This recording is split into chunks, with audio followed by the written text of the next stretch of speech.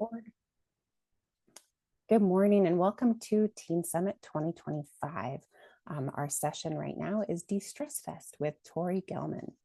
Tori, they is a teen librarian at a busy public library in Massachusetts.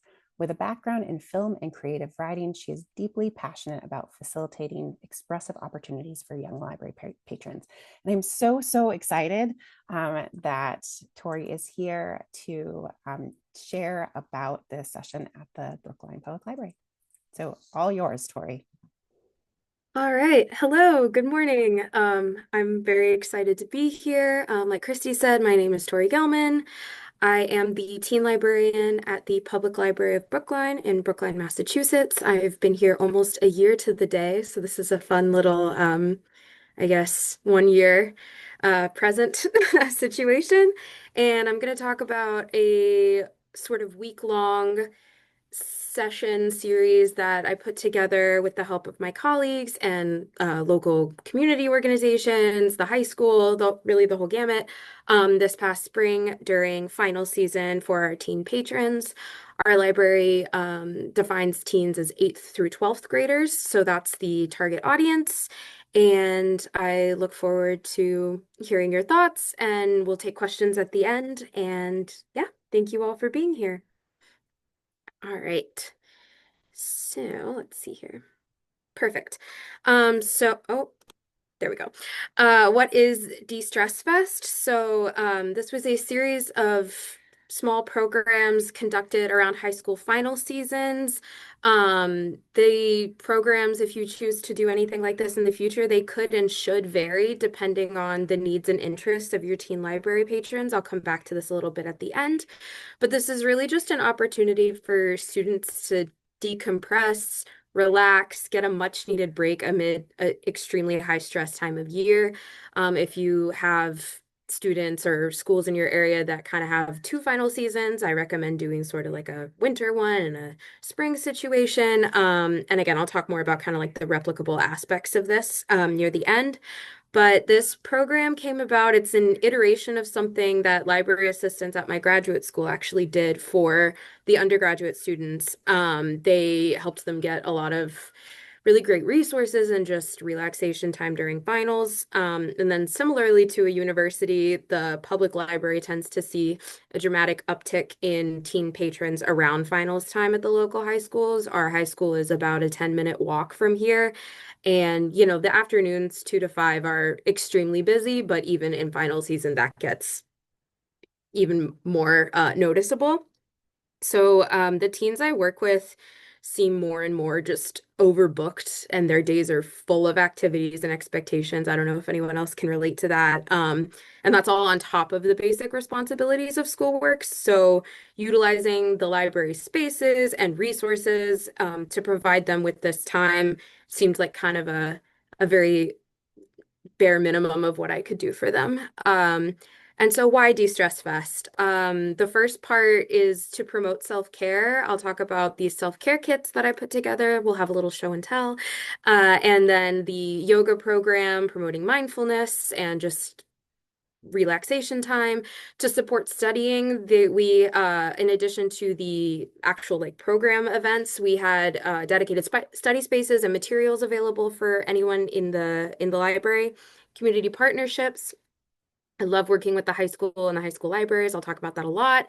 And then Dog Bones, one of the programs was a afternoon session with therapy dogs and handlers. So I'll talk a little bit about that. And then just mixing sort of the elements of work and play. So having coloring, physical activity, intentional activities, things that can facilitate the best possible experience for your teen patrons. So first, I want to talk about the relationship with the local schools. I've had jobs where, and I'm sure other people can relate to this as well, it's easier or harder to get in touch with your local high schools or folks serving teen patrons. So I'm really lucky to have such a great working relationship with our high school library here in Brookline. I can't stress enough the importance of building that kind of a strong relationship. They are kind of the most critical connection point when it comes to meeting teens where they already are and having the Brookline High School Library team advertise and promote the programs that I'm putting together over here at the public library has been absolutely essential in garnering teen interest and presence and getting them to show up. So the high school library team and I have a very streamlined means of communication. I'll send over an event calendar for the month at the beginning of each month, along with PDF copies of the flyers for any major programs. They make them physically available on school bulletin boards, and digitally on the students' Canvas pages. And I've been fortunate enough to be invited to support several of the high school's enrichment days. So, having had the opportunity to connect with students there and then continue building that relationship when they make it over to the public library has been really wonderful. And the high school library also has a really bustling teen advisory board. I've relied on them a lot to help me schedule programs, to help me kind of think through the planning, what they think would be most beneficial to their peers. The board almost unanimously agreed on which points, times in the week they wanted these De-Stress Fest events to occur. And given the sort of fast-paced way this evolved this year, like I said, I've only been in this role just about a year. So, given the stress of timing and my limitations as kind of a department of one some days, we landed on having two bigger days of programs that I'll run through, and then having the self-care kits available for pickup all week. So at a glance, this is just kind of the basic layout of what we did. The entire week, these self-care kits were available to pick up in our teen room downstairs in our basement, and then also at each of the main events. And each program, we had some light snacks. So I think we did like Smart Pop, Oreos, we had trail mix, bottles of water. There's a little picture down there of just the table. And while each structured program takes place, there are dedicated spaces for traditional studying and work. And we had access to like highlighters, pencils, pens, all of that good school supplies. And some programs didn't take place in the actual teen room. We have our programming hall up on the second floor. That's sort of our catch-all space. It can have up to 90 people in it. And we did a lot of our stuff in there. But these programs are still for the folks within the established teen age range of grades 8 through 12. So for the self-care kit, I'm going to do my little show and tell. These are the, oh, can you, yeah, okay. These are just red paper bags. These kits are not revolutionary in the slightest. They're not meant to be an antidote to the inevitable stress of studying for final season. My primary goal was just to show the teens that, there are adults in their lives who are recognizing that this is a high stress time and validate that experience, offer some support and encouragement. So the first part of the kit were just these little homemade bookmarks that I did. I have a picture of the back down there, and it's just like, you've got this, everything's going to be okay. And then on the other side, there were just a few bullet pointed de-stress tips. Breathe deeply, relax each of your muscles one at a time, stretch or do some light physical activity, and then do something that brings you joy or laughter. And this QR code goes to the website channel for the yoga guided practice that we did on Yoga Day. So in case the students wanted to go back to that, they had a quick and easy access to it. Up in the right-hand corner of the screen, those are little labels I made that went on the outside of the kit, and identified our Friends of the Library group as our sponsor for those. And I'll get to funding sources in a moment. And then I learned my freshman year of high school about peppermints and replicating as best you can your study environment as to when you take the test. And my teacher used to give us a peppermint right before the test, like studying time day before, and then suggest we eat a peppermint before we took the actual test. So I gave the kids two peppermints and a little thing about that. And we also had these nice slow release kind of stress balls in there that the kids really, really loved. And the last thing was a little coloring book and a little pack of colored pencils, just fun little animal designs. So those were the kits. And then I'm going to get into our funding sources. So we kind of have two main, and this will vary obviously based on what type of library you're in and what your funding looks like. But our main two sources here are our Library Foundation and then the Friends of the Brookline Public Library group. And we have kind of different mechanisms to choose which funding source is most applicable to which activities. So our foundation has four goals that are any money we use from the foundation has to be dedicated towards one of those goals.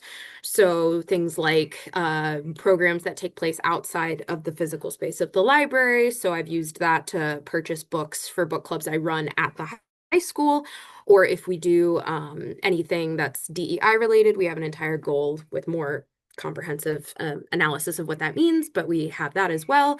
So it's typically reserved for kind of special events, bigger budget projects. And then the Friends money is a lot more flexible, can be used for supplies, consumables, so things that are just going to be like one-time use. And that's the main sort of money that I used for this program. And then the other great thing about this is that really the only thing that cost money was the kits themselves. And the two big program days were entirely free of charge. So that's exciting as well. And now I'll get into the bulk of our two structured programs. So we had the yoga break day on the Wednesday of the week that we identified, and then our therapy dogs on the Thursday. So the high school already offers yoga as a PE elective, which I think is super cool. They have really amazing courses over there. So a lot of teens were already familiar with yoga as a concept, were very willing to show off what they knew. And I did purchase a set of yoga mats that can be reused for a variety of future programs. So that was a one foundation purchase that I made. And then the therapy dog day, which is my favorite part we'll get to, there's a really awesome local nonprofit in Massachusetts called Dog Bones that provides contacts to licensed therapy dogs and handlers. And we had a overwhelming response from that group and got to have what I'll get to in a little bit as that day. But for our yoga break day, we had this or in our high capacity program hall, we set up with yoga mats and a looping playlist of guided yoga videos. And again, that's what that QR code on the bookmark is too. And you can kind of see in the back there, we had our tables and chairs set up for traditional studying. I had teens moving pretty fluidly between both of those options, had flashcards up there, different pens, pencils, highlighters, activities, and all of our snacks. I monitored the hall for the entirety of the event and just like to check in with kids, make sure they had what they needed and weren't being too hard on themselves. It's also just a nice sort of time to bolster spirits if you have these like dedicated programs around high stress times. And then the therapy dog day, which is what I mostly want to talk about. We had four dogs and handlers who agreed to come for 2 hours on Thursday afternoon, and the teens again could study at the tables the same way as they could for the yoga break. Many teens brought up books from the collection and read with the dogs, as you can see here. So this down here, the Corgi Ella, and we had our Golden Retriever Frankie, and then the mutt extraordinaire of Willie down at the bottom. And it was just honestly so lovely. Dog Bones, as I mentioned, provides dog and owner teams therapy dog certification, a clearinghouse for volunteer opportunities, and a chance to bring joy to others. They have a super streamlined process of communicating with their certified dog and handler teams. And I wrote them just an email asking for contact information for different dogs and handlers and explaining what I was doing.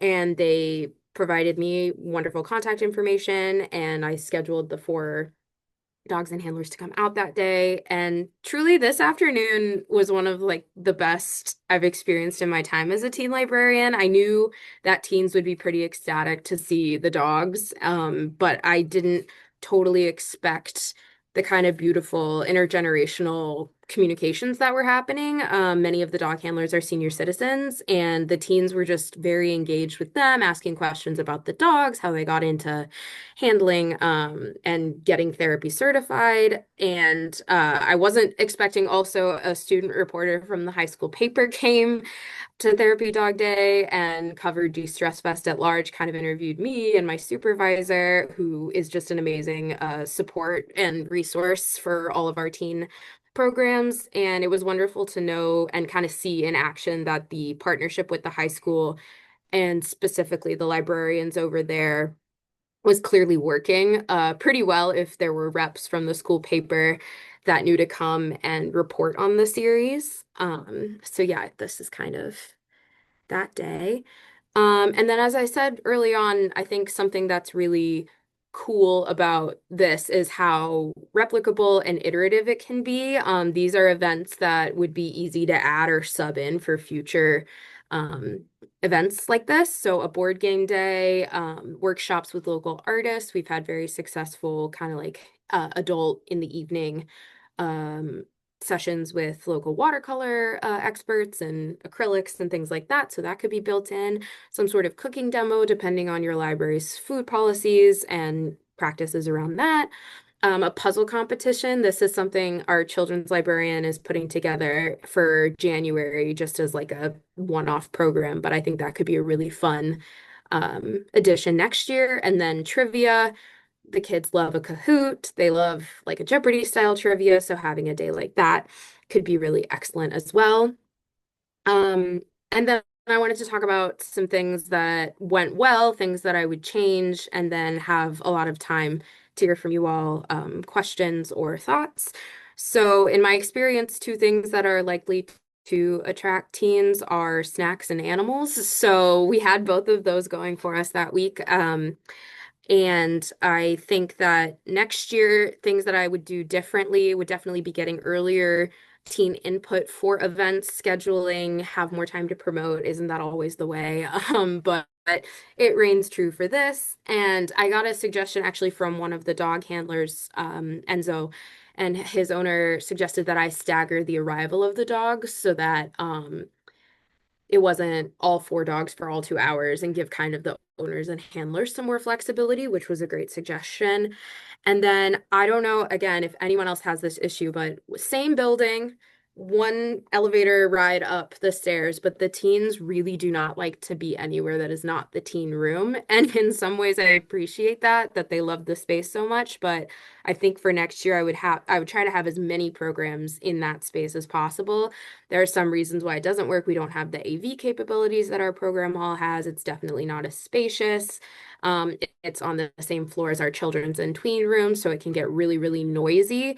So there were a couple reasons why I was envisioning this happening in a more secluded, quiet, dedicated space. But I got feedback that the teens would love as much as possible to happen in that room that they feel comfy in and automatically know to go to. So that's a note that I'll take into consideration for next year. The kits were a huge success. I handed out, I think, 3/4 of the kits that I made throughout the week, and I overshot it intentionally. So that was really great. And I talked with the high school librarian team after the event as well, because they'd heard good things, which was wonderful. And we talked about distributing the kits kind of earlier and after the event series at the school itself to get more of those into kids' hands. And I was thinking then about how the funding for that could look again with our kind of goal delineations.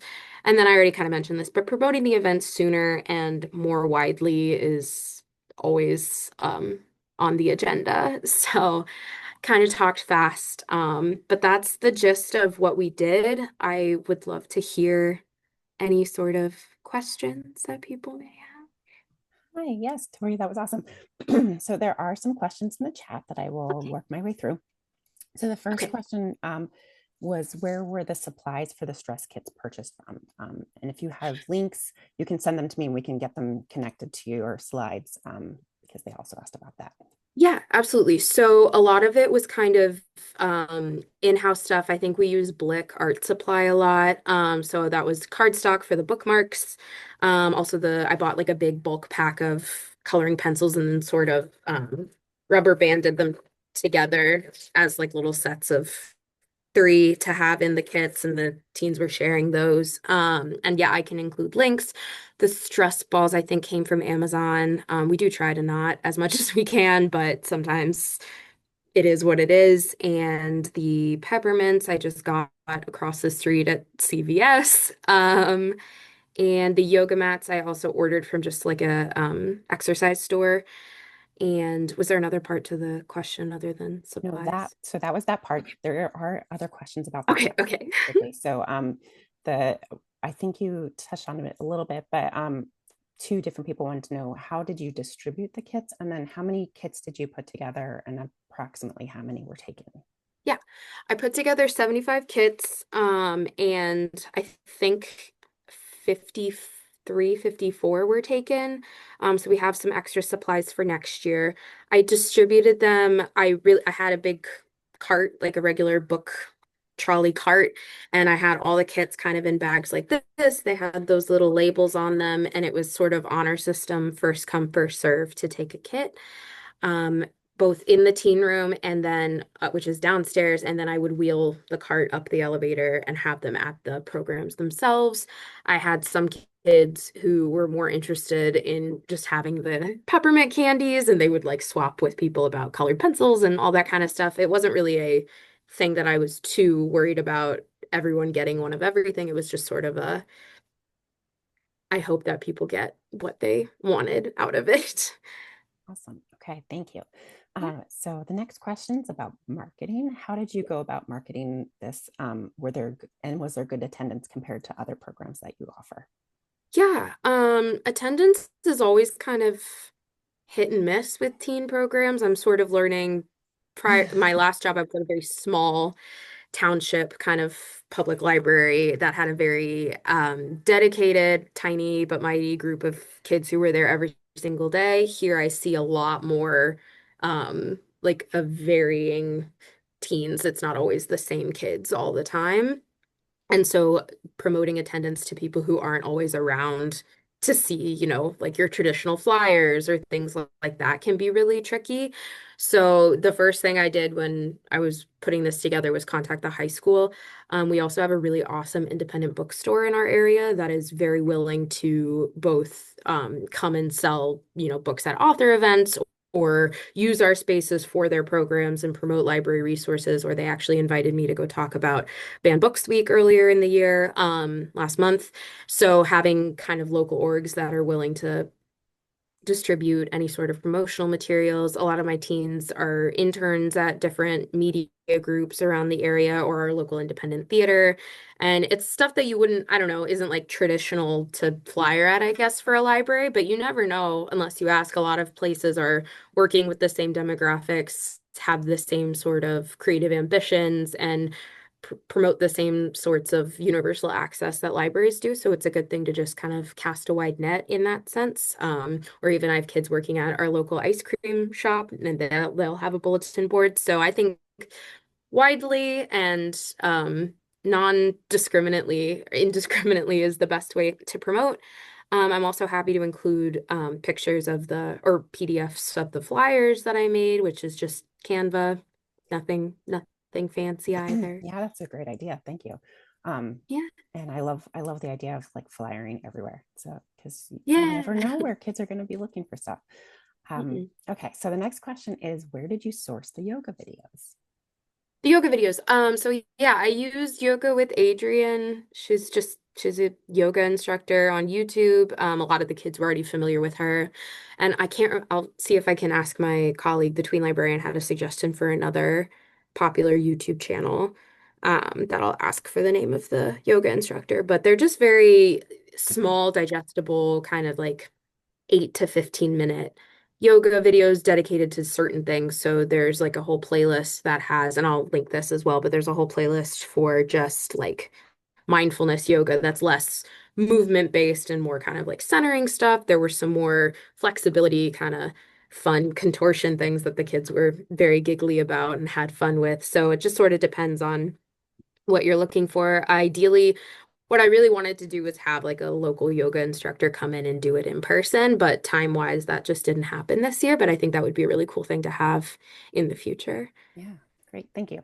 And I Mhm. realized I accidentally skipped a question. So Okay. one person asked, how large is your teen room? They have a smaller one, and so didn't know if they can do the same type of thing depending on the size of your space. Yeah, I guess, yeah. Well, two things. One, my spatial reasoning in that regard, not the strongest. And two, I came from what was literally a teen room that was built in with like plexiglass walls, like a cubicle. So to me, it's ginormous and glorious here. It's definitely not the size of like our children's space, but we're lucky that it's very the furniture is all very movable. So if you have anything that's on wheels or that can be kind of relocated, that's always a great way to make more space. And yeah, I do think that the yoga program itself will have to continue to be in our program hall for AV needs. We have the projector and all the sound, and just for the floor space. However, the therapy dogs could definitely come down into the teen room itself.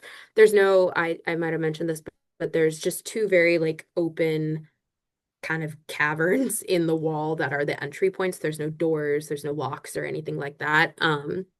So if that's of concern to someone taking those things into consideration. But yeah, none of this took a ton of space. And because that there were so many teens like in and out, we would have like the 2 hours of therapy dogs, but only one kid who I showed reading a book there was there for the full 2 hours, just like very much attached to this corgi. Read it genderqueer front to back, which was Oh, very sweet. But yeah, I think space you can do a lot with a little, and as long as everyone is comfortable, I think we make it work. awesome. Thank you. So the next two questions, two people asked similar questions about Mhm. engaging with your teen advisory board. How did you do Mhm. that? Do you have any tips um, on how to do that? Yeah. Yeah. So, at kind of my last job, I sort of started a teen advisory board from scratch. The high school was nowhere near the library. It was a very strange layout around the town. And so that became like the school didn't have an advisory board. It was very much the library was the teen advisory board. When I came here, the high school has a very robust teen advisory board to the point where they have like too many teens to manage. So it was sort of just like a pipeline down to me. And again, that just highlights the importance of getting in touch with your high school library team if at all possible. Um, I I think I mentioned I run a book club for a graphic novel manga book club over at the high school, or I did last year. And so I was already over there and could talk to kids that way. I've done some in-service day. Brookline does a like a day of dialogue. And so I went and brought books on disability, books with disability representation, book lists, engaged with our special education teachers, things like that, and got to meet a lot of teens that way and educators. And then it's kind of a very symbiotic back and forth. They'll need something, they'll need a volunteer opportunity for a teenager, and they can contact me, or I'll need access to, I don't know, a classroom or something like that. It becomes like a very back and forth, fluid sort of uh, symbiotic relationship. And I think it's important too. We all are kind of working towards the same thing and supporting young people, educating, caring for. So as much as you can utilize that, the better. And then for the actual sort of planning with the teen advisory board, I sent out just like a Google poll that had how many events would you like to see? Which days of the week do you foresee being the easiest to get over to the library? The Venn diagram of my theater kids at the school and the library kids is a circle, so I didn't want to, overlap with musical rehearsal and things like that. So having that input was extremely helpful and proved true because I've had definitely events where I do the same sort of advertising and two kids show up, and then when you really get the input of the people you're trying to serve, it does, I've noticed it does make a huge difference in your likelihood of getting a wider audience. Yeah, awesome. Thank you. So Yeah. then the next question comes with says that they've done kits and study nights and dog therapy, but the local high Yay. school does their own study nights and seems disinterested Hmm. in collaborating. And so it makes the library events have limited attendance. Have you encountered any challenges from the schools? And if so, how do you navigate that?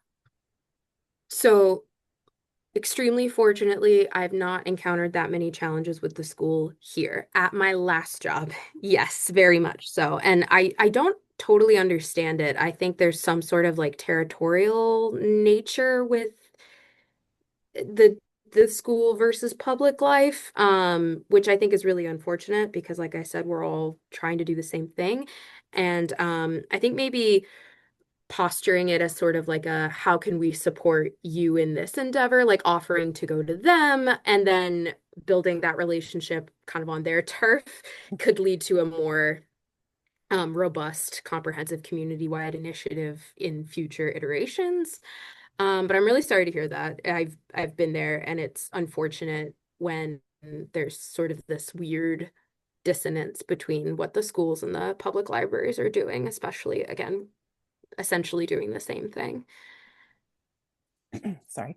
Yeah, definitely. I agree on the like how framing things as a how can I help you do your job better, or support you in the work that you're doing as a way to kind of start that collaboration. Um, Yeah. so lots of comments of yes, please, they would love to see the flyers. And the next question is, do you partner with the school librarian or somebody else? Mostly with the school librarian. She and I are both relatively new to the town and I think bring a lot of fun energy and just work really, really well together. So I do work with her a lot and she's been able to help me get into the school to then meet like the special education teachers, some of the athletics coaches. I've now met like the theater director over at the school. So just like getting there and like being social with other adults who are serving teenagers, but she has definitely been my main entry point there. And then I have also developed a pretty good relationship with the English department. I got to kind of curate the high school summer reading list last year based on the I Read theme of Level Up and buy books that way. Um, or not buy books that way, but then purchase the books that we put the list together for. So definitely the librarian has been my main contact point. But at the last library I was at, it was actually the assistant principal who was able to help me the most. So you never know. I think starting with the librarian is always, or media specialist is always a good point, but there are many school libraries that don't have those or are doing away with them. And there are other resource points in those buildings for you too. Awesome, thank you. Yeah. So everybody who's here, there, we still have a little bit more time if you have questions that haven't been answered yet. I did also put in the link to our schedule, which has the links to both tracks and then as well as the virtual tote bag. And as we mentioned, we'll have the slides in the tote bag. And then next up after this, we have this track will have the intellectual freedom essentials session, and track 2 has equity in action. So there's a comment that says, thank you, your teams are very lucky to have you in their corner. I Thank agree, you. this was fantastic. Yay. Any Thank you. last thoughts that you want to share as we wait to see if there are any other questions? Um, Thank you for Oh, being here. And oh, yes. yeah, did your first slide have your email on it? No, but I No. can get you, I'll put it in the Okay. chat. Okay. Or I can do that too Yes. if you don't mind sharing. I can do it. Okay, cool. So There's yes, if my you email. oh, perfect. Yeah. And yeah, please reach out and be happy to talk about any teen services day. And thank you, Christy, and the MLS group for putting together such a wonderful day of Absolutely. Thank you so much. services. Fantastic. So I'm going to stop recording.